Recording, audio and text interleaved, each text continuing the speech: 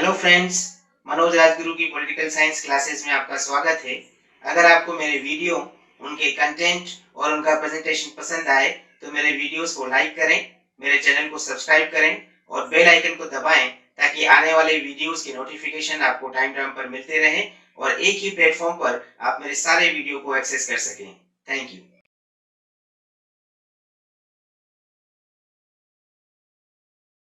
चलिए हम लोग बात कर रहे थे कि पॉलिटिकल साइंस को समझने की राजनीति विज्ञान का अर्थ क्या है, परिभाषा क्या है। तो उसके लिए हम उसके बैकग्राउंड में समझने की कोशिश करते हैं। हम लोग जानते हैं कि हम लोग सभी मनुष्य हैं और इस सृष्टि का जो केंद्र है, सेंटर, वो यही मानव है। किसी भी चीज का महत्व इसी मनुष्य के लिए है। अगर मनुष्य है तो हर चीज का महत्व है, मनुष्य नहीं है तो किसी भी चीज का महत्व नहीं है। अगर मानव समाज के इतिहास की अगर हम बात करें तो आप लोगों को पता है कि शुरू शुरू में मनुष्य जंगलों में रहता था और जंगलों में रहते हुए ही प्रकृति के ऊपर निर्भर था। उसका जीवन भी असुरक्षित था, लेकिन धीरे धीरे उसने समाज में रहना शुरू किया और समाज में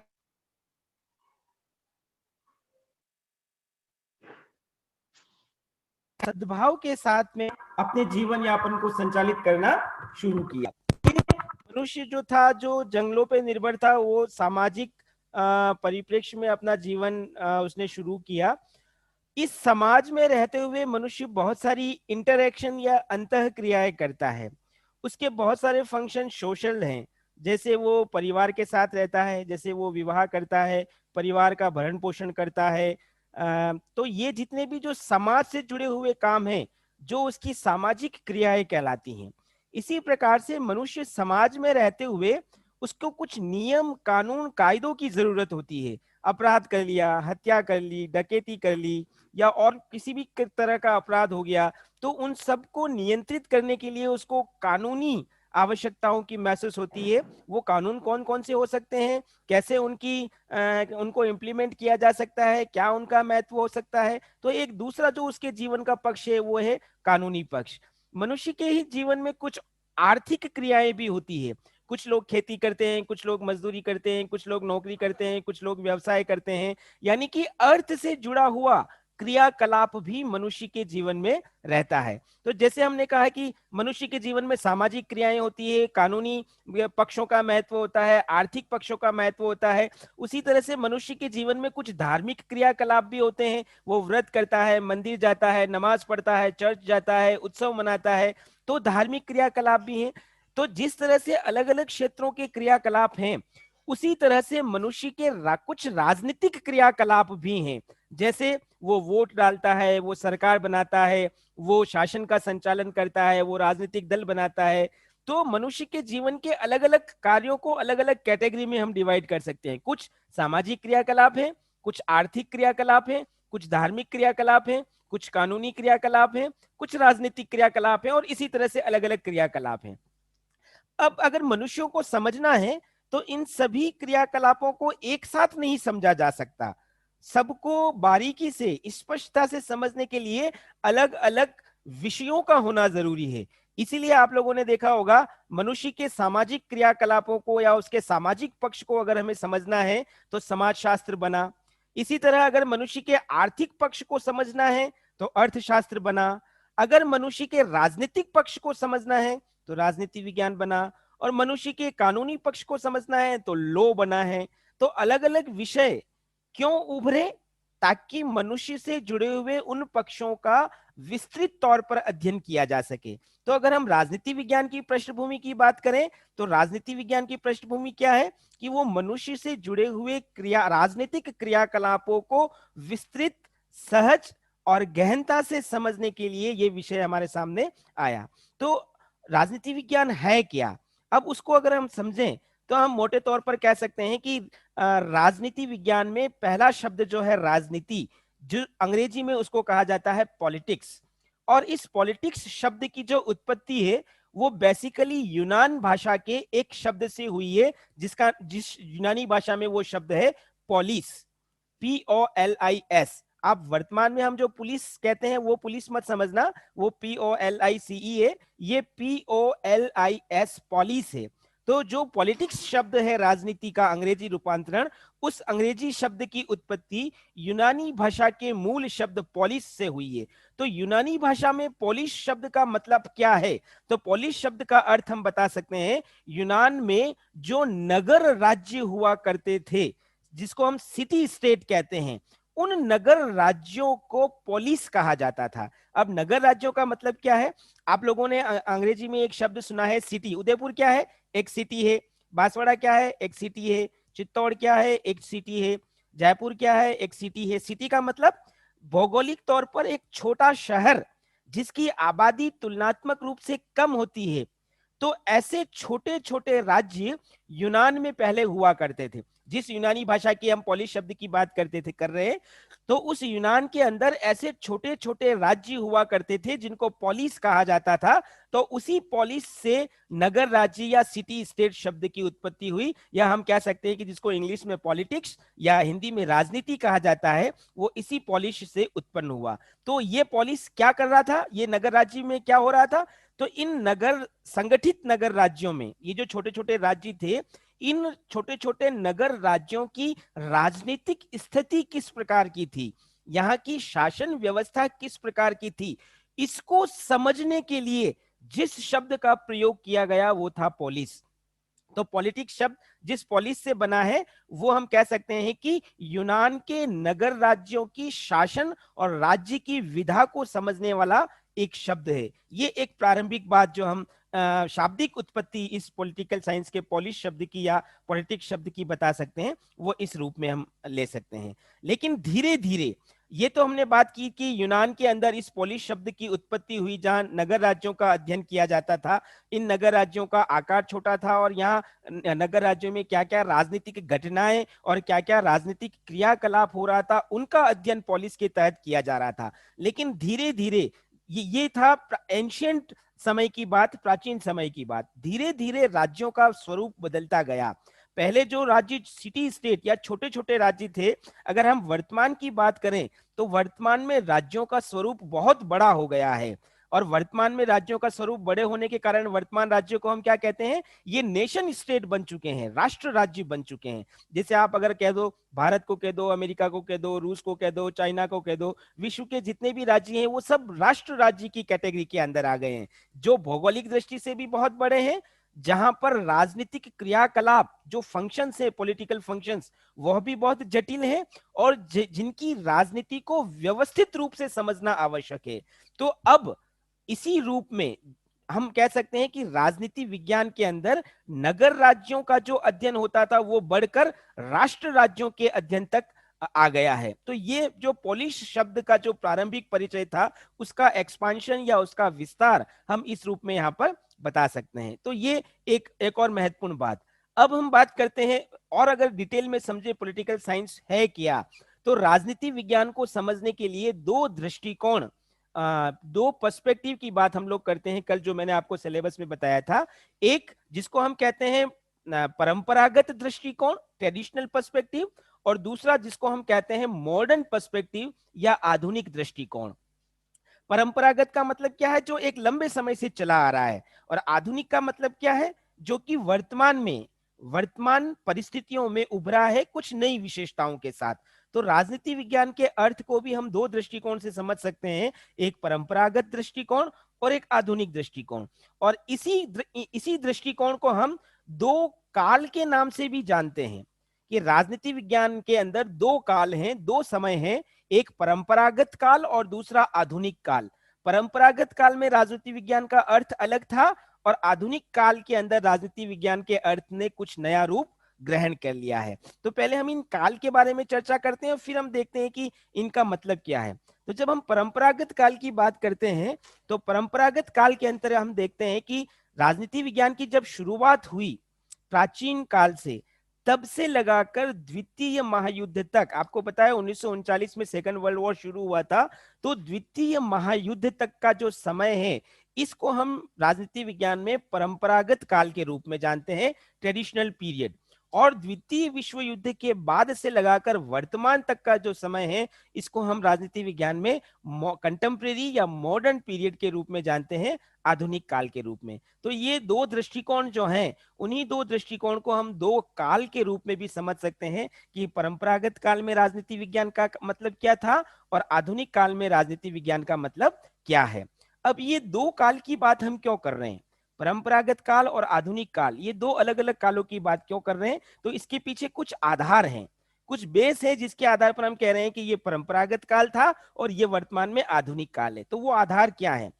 सबसे पहली बात हम करते हैं अध्ययन विषय, मतलब जिसकी स्टडी की जा रही थी, जिनका अध्ययन किया जा रहा था, वो अध्ययन विषय परंपरागत काल में कुछ और था और आधुनिक काल में कुछ और था। जैसे परंपरागत काल में राजनीति विज्ञान में राज्य का अध्ययन हो रहा था, सरकार का अध्ययन हो रहा था, या जितने भी इंस्टीट्यूशंस हैं, संस्थाएं हैं, उनका अध्ययन हो रहा था मुख्य तौर पर। लेकिन आधुनिक काल में इसके स्थान पर मनुष्य के व्यवहार को, उसके राजनीतिक व्यवहार को अध्ययन का मूल विषय बनाया गया। तो ये विषय बदला, तो विषय बदला तो काल भी बदल गया। तो एक अध्ययन विषय के आधार पर हम इन दो कालों को अलग अलग रूप में समझ सकते हैं। दूसरे बात, अध्ययन की पद्धतियां भी अलग अलग थी। परंपरागत काल में जब हम बात कर रहे थे, तो परंपरागत काल में राजनीति विज्ञान में आदर्शात्मक पद्धतियों, ऐतिहासिक पद्धति या तुलनात्मक पद्धति के माध्यम से अध्ययन किया जा रहा था। लेकिन आधुनिक काल में साइंटिफिक मेथड इंट्रोड्यूस हुए, हम लोग पढ़ेंगे व्यवहारवाद, उत्तर व्यवहारवाद। तो ये जो वैज्ञानिक पद्धतियां आई, इसने राजनीति विज्ञान के स्वरूप को, उसके अर्थ को बदला। तो इस आधार पर भी हम इन दो कालों की बात कर सकते हैं। तीसरी बात हम लोग यहाँ पर देख रहे हैं कि राजनीति विज्ञान का अध्ययन क्षेत्र भी बदला। एरिया, एरिया का मतलब कहां कहां तक राजनीति विज्ञान का अध्ययन किया जा रहा था। तो परंपरागत काल में राजनीति विज्ञान का जो अध्ययन क्षेत्र था वो बहुत लिमिटेड था, केवल संस्थागत अध्ययन किया जा रहा था, राज्य और सरकार जैसी संस्थाओं का ही अध्ययन उसमें शामिल था। लेकिन आधुनिक काल में इन संस्थागत अध्ययन के साथ साथ कई विचारधाराओं, कई अवधारणाओं का अध्ययन भी किया जाने लगा। तो अध्ययन क्षेत्र भी बदला, इसलिए परंपरागत काल की तुलना में आधुनिक काल कुछ नए स्वरूप में सामने आया। और एक आखिरी बात हम ये कह सकते हैं कि इन दोनों कालों के अंदर, चाहे परंपरागत काल ले लें चाहे आधुनिक काल ले लें, राजनीति विज्ञान का जो नेचर था, उसकी जो प्रकृति थी, उसमें भी बदलाव आया।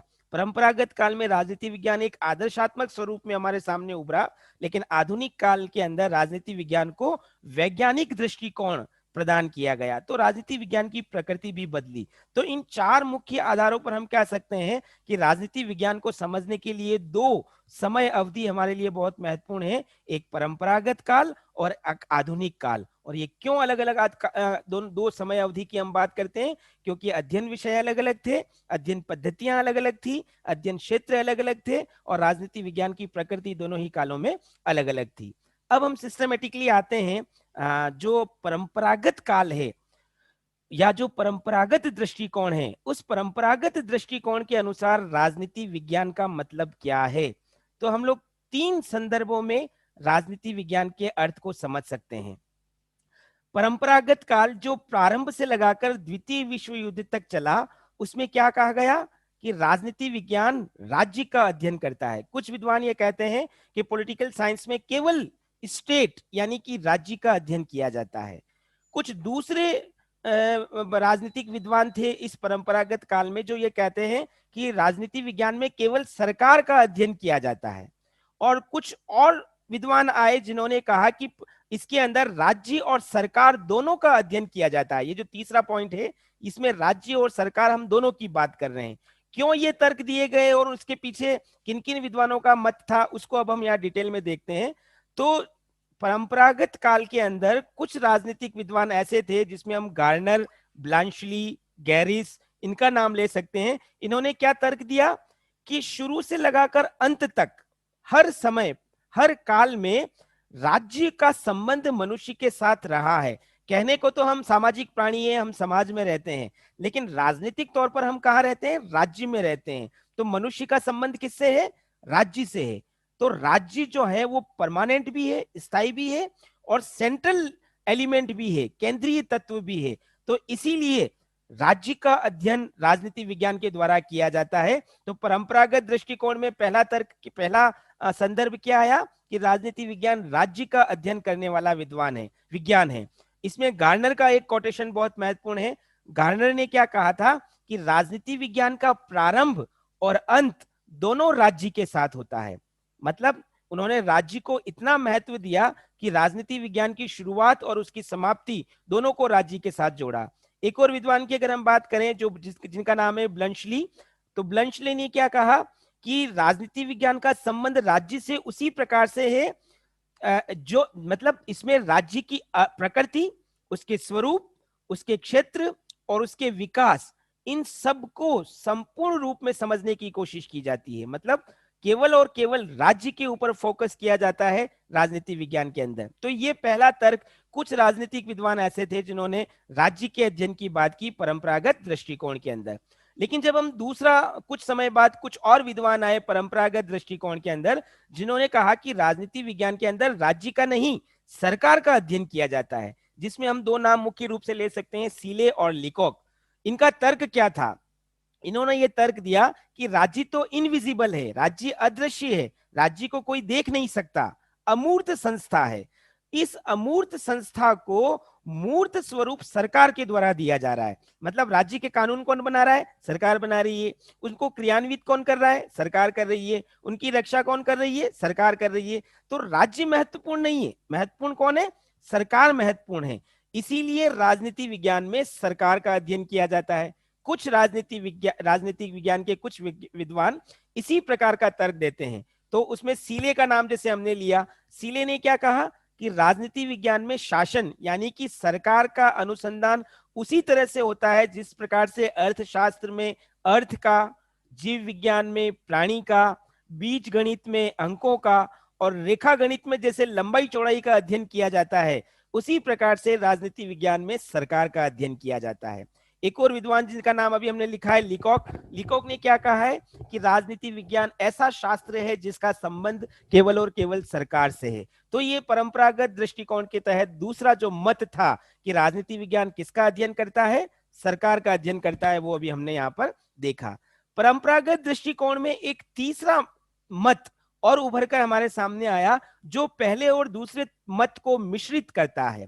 पहले मत में हमने क्या देखा कि कुछ विद्वान केवल राज्य के अध्ययन की बात करते हैं। दूसरे मत में हमने क्या देखा कि कुछ विद्वान केवल सरकार के अध्ययन की बात करते हैं। लेकिन परंपरागत दृष्टिकोण में कुछ विद्वान जैसे कि पॉल जेनेट, गिलक्राइस्ट, डिमॉक, ये ऐसे विद्वान आए हैं जिन्होंने कहा कि राज्य और सरकार दोनों का अध्ययन राजनीति विज्ञान में किया जाता है। और उसके पीछे उन्होंने तर्क क्या दिया कि ये दोनों एक दूसरे के सप्लीमेंट हैं, एक दूसरे के पूरक हैं। राज्य है तो सरकार आएगी और सरकार है तो राज्य का काम किया जाएगा।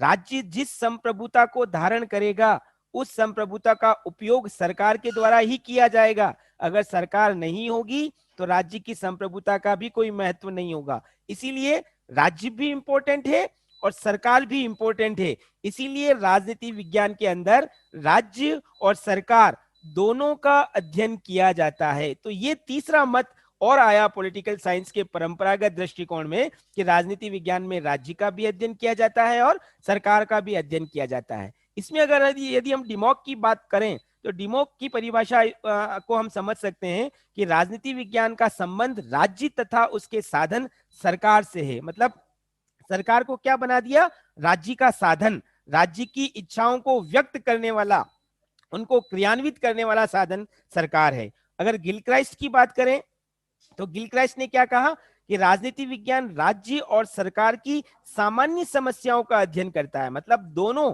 एक दूसरे से किस प्रकार से जुड़े हुए हैं, दोनों एक दूसरे को की नीतियों को, क्रियाओं को किस प्रकार से क्रियान्वित करते हैं, उन समस्याओं का अध्ययन राजनीति विज्ञान के अंदर किया जाता है। तो कुल तीन दृष्टिकोण अभी हमने, परंपरागत दृष्टिकोण में कुल तीन मत अभी हमने देखे।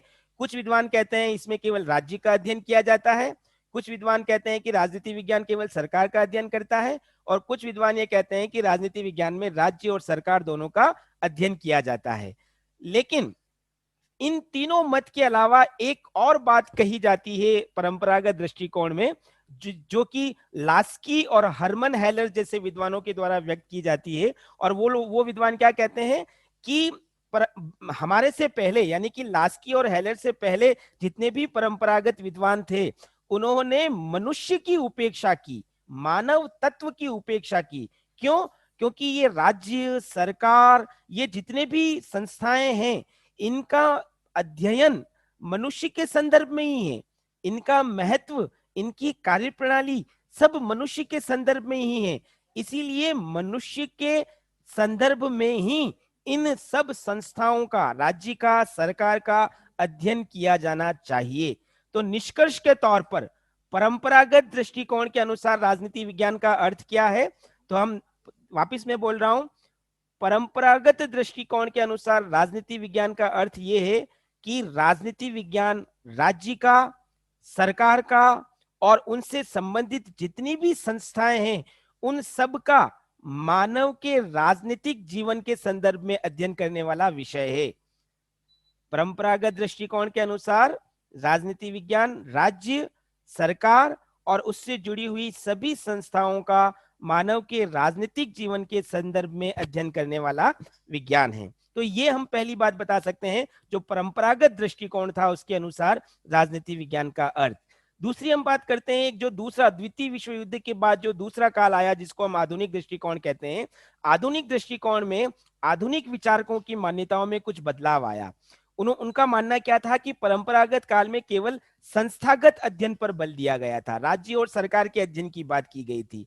परंपरागत काल में केवल सैद्धांतिक अध्ययन पर बल दिया गया था, व्यवहारिक अध्ययन की बात नहीं की गई थी कि व्यवहार में क्या हो रहा है, उस पूरे तत्व की उपेक्षा की गई थी। जबकि सिद्धांत के साथ साथ व्यवहार का अध्ययन होना भी आवश्यक है। और आधुनिक विचारों का यह भी मत था कि परंपरागत काल में केवल राजनीतिक तत्वों का अध्ययन किया गया था, जो गैर राजनीतिक तत्व हैं, जैसे मनुष्य का सामाजिक व्यवहार, उसका आर्थिक व्यवहार, उसका सांस्कृतिक व्यवहार, उसका धार्मिक व्यवहार, जो मनुष्य के राजनीतिक व्यवहार को प्रभावित करते हैं, इन तत्वों की पूरी तरह से उपेक्षा की गई। तो ये जो तीन मत थे आधुनिक विचारकों के, इन तीन मतों के आधार पर उन्होंने राजनीति विज्ञान को नए तरीके से परिभाषित करना शुरू किया। तो उसमें हम क्या बता सकते हैं?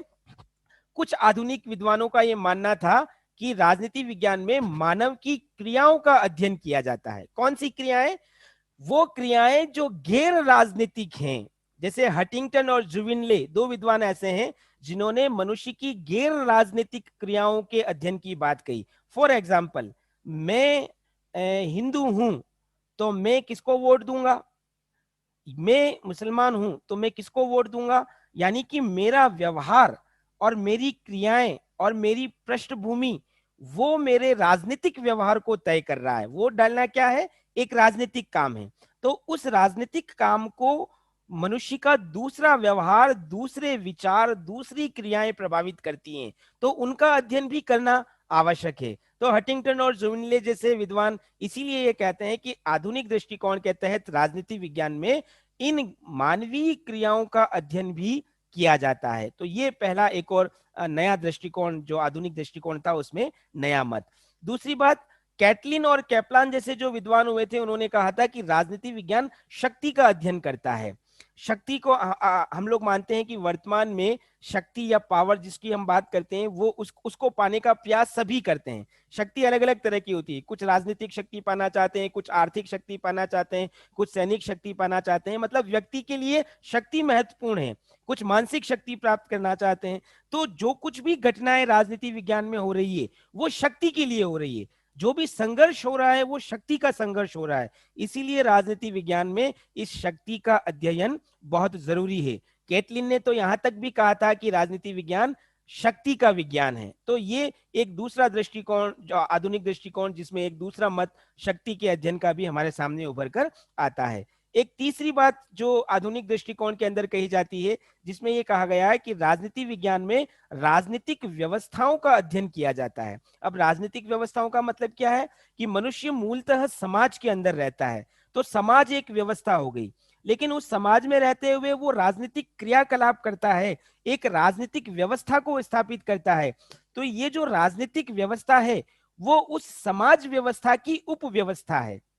मतलब मेन कौन है? समाज। और उस समाज के अंदर मनुष्य ने एक उपव्यवस्था के रूप में राजनीतिक व्यवस्था को स्थापित कर रखा है। अब इस राजनीतिक व्यवस्था में मनुष्य मतदान भी करता है, मनुष्य का अपना मत भी होता है, कई दबाव समूह भी होते हैं जिसके माध्यम से वो सरकार पर प्रेशर डालकर अपने हितों की पूर्ति करवाता है, कई राजनीतिक दल भी होते हैं, चुनाव की प्रक्रियाएं भी होती है, ये सब मिलकर राज व्यवस्था का निर्माण करती है। तो आमंड, स्टर्न और फेगन जैसे विद्वान क्या कहते हैं कि राजनीति विज्ञान में इन राज व्यवस्थाओं का अध्ययन भी किया जाता है। और आखिरी एक और इंपॉर्टेंट बात जो हम यहाँ पर कह सकते हैं कि आधुनिक दृष्टिकोण के अंदर निर्णय निर्माण की प्रक्रिया के अध्ययन की भी बात की गई है, प्रोसेस ऑफ डिसीजन मेकिंग। जैसे कि हम बात करते हैं हमारे देश में कानून कौन बनाता है, संसद बनाती है। तो संसद कानून कैसे बनाती है, क्या जनता के मत को ध्यान में रखा जाता है, उसमें उस कानून को बनाने में क्या सभी प्रतिनिधियों की भागीदारी है, क्या निरंकुशता से कानून बनाए जाते हैं या नहीं बनाए जाते हैं। तो कानून बनाने की जो पूरी प्रक्रिया है जिसको हम डिसीजन मेकिंग प्रोसेस या निर्णय निर्माण प्रक्रिया कहते हैं, वो प्रक्रिया क्या है, कैसे स्थापित हुई और उसको कैसे क्रियान्वित किया जाता है, इसका अध्ययन भी राजनीति विज्ञान के अंदर किया जाता है। तो कुल दो विद्वान जो हम बता सकते हैं, एक रिचर्ड और एक सिंडर, रिचर्ड सिंडर जिन्होंने निर्णय निर्माण की प्रक्रिया को भी राजनीति विज्ञान के अध्ययन के अंदर शामिल किया। तो हम मोटे तौर पर कह सकते हैं कि ये जो द्वितीय विश्व युद्ध के बाद एक नया दृष्टिकोण उभरा राजनीति विज्ञान के अंदर, जिसको हम आधुनिक दृष्टिकोण कहते हैं, इस आधुनिक दृष्टिकोण के अंदर मानवीय क्रियाओं के अध्ययन की भी बात की गई, राजनीति विज्ञान में शक्ति के अध्ययन की भी बात की गई, राज व्यवस्थाओं के अध्ययन की भी बात की गई और निर्णय प्रक्रिया के अध्ययन की भी बात की गई। अगर हम निष्कर्ष के रूप में बात करें कि राजनीति विज्ञान क्या है, तो हम इन दोनों दृष्टिकोणों को मिला सकते हैं। दोनों दृष्टिकोण कौन कौन से, एक परंपरागत दृष्टिकोण और दूसरा आधुनिक दृष्टिकोण। परंपरागत दृष्टिकोण में दो तत्वों पर सबसे ज्यादा बल दिया गया था, राज्य और सरकार, मतलब ये राजनीतिक संस्थाएं हैं। तो ऐसा नहीं है कि आधुनिक दृष्टिकोण के अंदर इन तत्वों की उपेक्षा की गई थी। आधुनिक दृष्टिकोण के अंदर भी ये कहा गया कि इन संस्थाओं का महत्व है, राज्य का भी महत्व है, सरकार का भी महत्व है, इसलिए राजनीति विज्ञान के अंदर राज्य, सरकार और ऐसी ही जितनी भी राजनीतिक संस्थाएं हैं उनका अध्ययन तो किया ही जाता है, लेकिन साथ ही साथ मनुष्य के राजनीतिक और गैर राजनीतिक व्यवहार का अध्ययन भी किया जाता है। राजनीतिक और गैर राजनीतिक व्यवहार कौन कौन से, जो कि राज्य और सरकार से संबंधित हैं, जो कि शासन और व्यवस्था से संबंधित हैं, उन सभी राजनीतिक और गैर राजनीतिक व्यवहारों का अध्ययन भी राजनीति विज्ञान के अंदर होता है। तीसरी बात जो हम निष्कर्ष के तौर पर कह सकते हैं कि राजनीति विज्ञान में कुछ महत्वपूर्ण अवधारणाओं का अध्ययन भी किया जाता है। अवधारणाओं का मतलब क्या है, आपको सिलेबस लिखाते वक्त मैंने बताया था, जैसे स्वतंत्रता, समानता, अधिकार, शक्ति, सत्ता, वैधता। हम डिटेल में इनका मतलब समझेंगे, लेकिन अगर राजनीति विज्ञान को अगर संपूर्ण रूप से समझना है तो हमको ये समझना होगा कि सत्ता किसको कहते हैं, सरकार का मतलब क्या है, स्वतंत्रता कितने प्रकार की होती है, समानता कैसे स्थापित होती है, वैधता का मतलब क्या होता है। तो ये जितनी भी अवधारणाएं हैं वो भी राजनीति विज्ञान के अंदर उनका भी अध्ययन किया जाता है। तो ये एक और उसके अर्थ में शामिल हो संभव है। और आखिरी बात जो एक और निष्कर्ष के तौर पर हम इसमें शामिल कर सकते हैं वो है कि राजनीति विज्ञान में जो राजनीतिक प्रक्रियाएं हैं, प्रोसेस जिसको हम कहते हैं, कि चुनाव कैसे होते हैं, कानून कैसे बनते हैं, सरकार को उसके पद से कैसे हटाया जा सकता है या सरकार का चुनाव कैसे किया जाता है, इन विभिन्न प्रक्रियाओं का अध्ययन भी राजनीति विज्ञान के अंदर किया जाता है। तो ये चार मुख्य बातों को यदि हम मिला लें तो राजनीति विज्ञान की परिभाषा हम किस रूप में व्यक्त कर सकते हैं कि राजनीति विज्ञान एक ऐसा विज्ञान है जिसमें राज्य, सरकार जैसी संस्थाओं के साथ साथ मनुष्य के राजनीतिक और गैर राजनीतिक व्यवहार का अध्ययन किया जाता है। ये वह विषय है जिसके अंदर विभिन्न अवधारणाओं का अध्ययन और विभिन्न प्रक्रियाओं का अध्ययन किया जाता है। ऐसा अध्ययन करने वाला विषय जो है उसको हम राजनीति विज्ञान कहते हैं। तो ये हमारा आज का टॉपिक हम बता सकते हैं। कल की क्लास में हम लोग नया टॉपिक शुरू करेंगे, स्कोप ऑफ पॉलिटिकल साइंस या राजनीति विज्ञान का क्षेत्र।